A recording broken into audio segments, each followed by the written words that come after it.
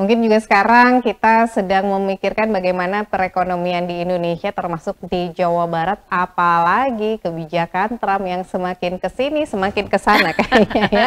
Dan juga banyak import gitu ya. Kita juga ingin menjadi tuan rumah di negara sendiri, tapi ternyata juga banyak barang-barang yang diimpor.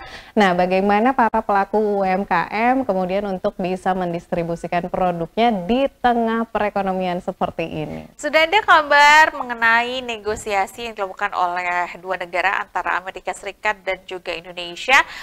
Dengan deal-dealannya adalah kalau barang Amerika Serikat masuk ke Indonesia no pajak ya pemirsa, tapi kalau barang Indonesia ke Amerika Serikat itu dikenai pajak sebesar 19%. Ya, turunnya drastis sih dari awal 20, kemudian naik ke 39, dan sekarang 19.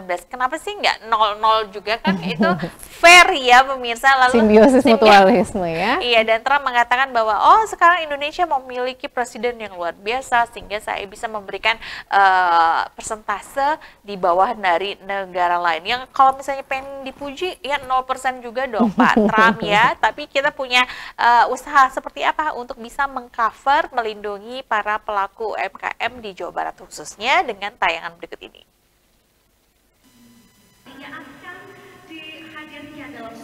Kebijakan tarif Trump bakal diberlakukan dalam waktu dekat, salah satunya sebesar 32% terhadap Indonesia.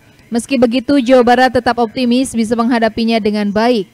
Seperti yang diungkapkan Kabid Pengembangan Perdagangan Luar Negeri di Perindak Jawa Barat, Muhammad Lukmanul Hakim. Menurutnya produk craft atau kerajinan tangan asal Jawa Barat memiliki keunggulan dan masih banyak negara selain Amerika yang memerlukannya.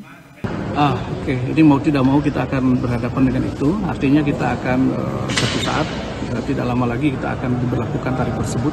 Tetapi kita masih optimis satu hal, yaitu kita masih dengan Amerika, Jepang, dan India misalnya untuk craft. Tapi di sini kita bisa mengeksplor juga ke negara lain, karena craft Indonesia, misalnya berbagai pameran yang pernah kita lakukan, sebetulnya kans atau peluang di luar negara-negara tersebut masih tinggi.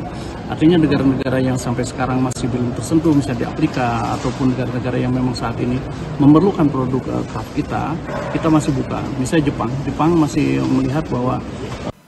Sementara itu, Deputi Kepala Bank Indonesia Jawa Barat, Muslimin Anwar menyatakan, Indonesia khususnya Jawa Barat harus memperkuat pertahanan impor dalam menghadapi tarif Trump.